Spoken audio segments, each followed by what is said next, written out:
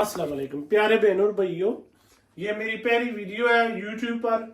उम्मीद करता हूँ आप सब ठीक होंगे। रमज़ान का महीना आ गया है तो मैंने सोचा है कि क्यों ना आपसे के साथ कोई अच्छी सी रेसिपी शेयर करूं। तो रमज़ान के महीने में सबसे ज़्यादा जो बनाई जाती है, पकाया जाता है, वो है पकोड़े। उम्मीद करता हूँ ये आपको मेरी रेसिपी अच्छी लगेगी। बेसिकली मैं 15-20 साल से मैं इसी फील्ड में हूँ और अल्हम्दुलिल्लाह मैंने सोचा कि मैं ये आप लोगों के साथ भी शेयर करूं। उम्मीद करता हूं आपको मेरी ये रेसिपी पसंद आएगी। चलते हैं रेसिपी की तरफ, आइए और बताता हूं आपको कि ये किस तरह बनती है।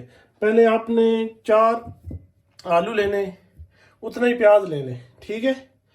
इनको हम काट लेंगे बारीक बारीक, इनको बारीक बारीक काट लें।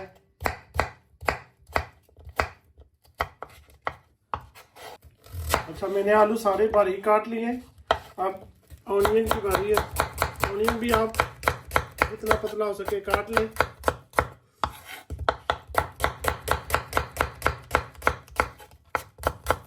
उम्मीद करता हूँ आपको जो है ना मेरी रेसिपी पसंद आएगी और मेरी वीडियो को लाइक और मेरे चैनल को सब्सक्राइब ज़रूर कीजिए।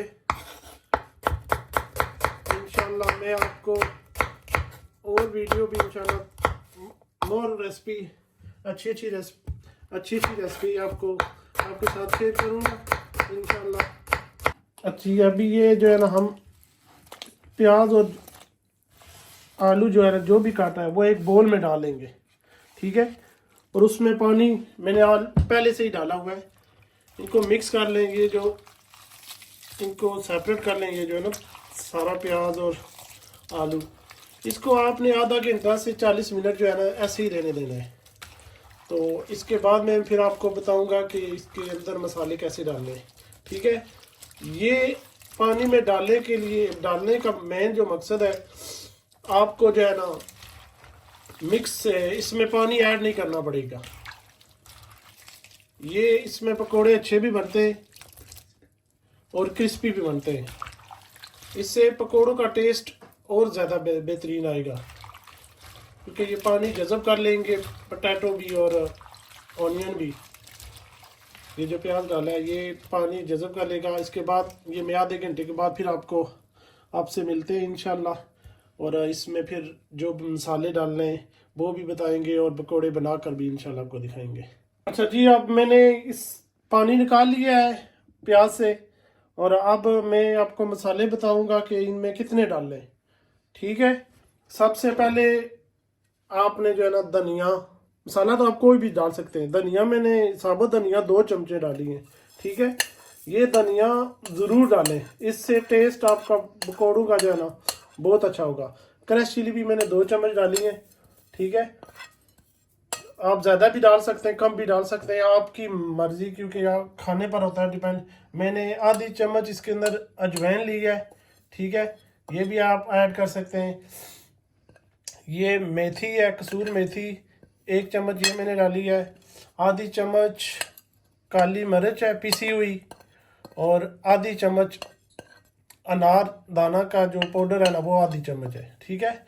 और 1 चम्मच बसार है, बसार कोई भी आप डाल सकते हैं।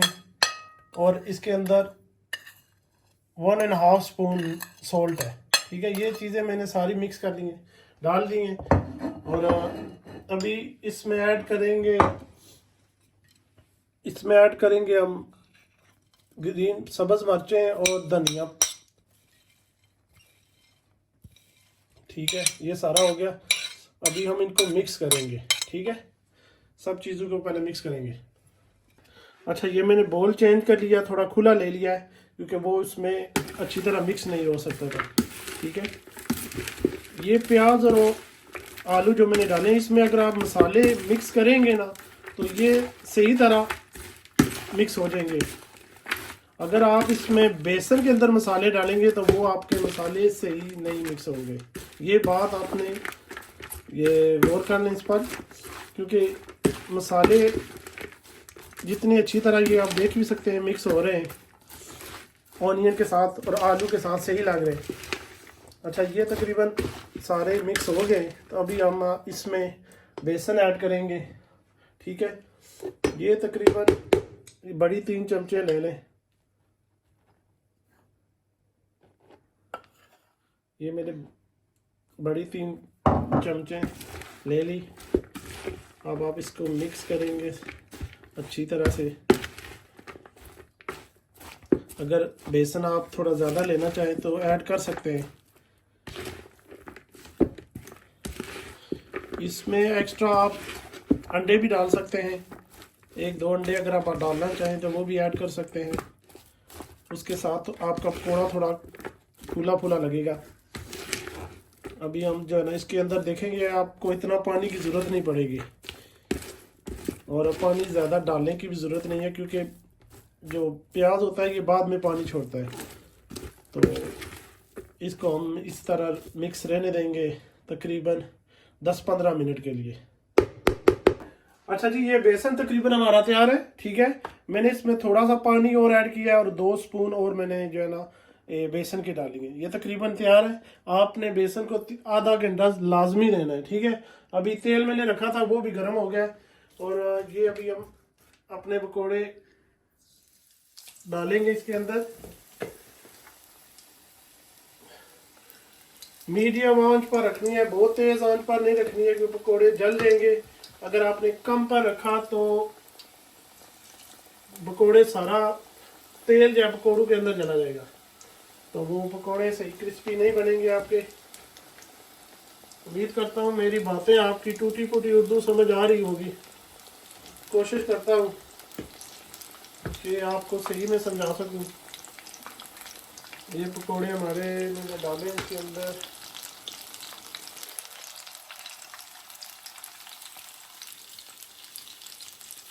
कमेंट में ज़रूर मुझे बताना है कि पकौड़े कैसे बने और इंशाल्लाह आपको पसंद आएंगे।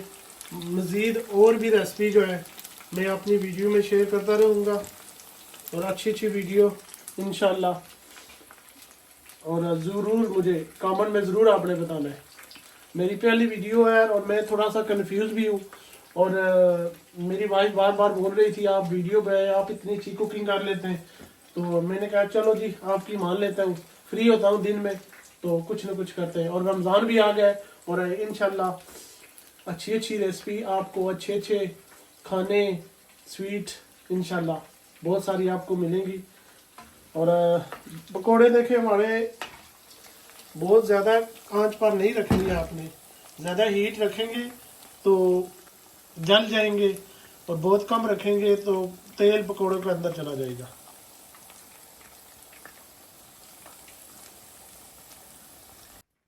अच्छा जी, पकोड़े हमारे तैयार हो गए।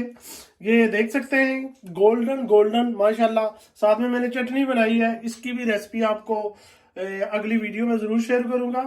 और पकोड़े चेक टेस्ट करके मुझे बताना है कि आपको पसंद आए कि नहीं आए। और ये मेरी पहली वीडियो है, उम्मीद करता हूँ आपको पसंद आई होगी। रमज़ान में आप अल्लाह ताला आपको लिए ढेरों बरकतें नाज़िल फरमाए और पाकिस्तान पर भी अल्लाह ताला अपना करम करे। मेरी वीडियो पसंद करें और लाइक करें और मेरा चैनल सब्सक्राइब करें और इंशाल्लाह फिर मिलेंगे अगली वीडियो में। अल्लाह हाफिज़।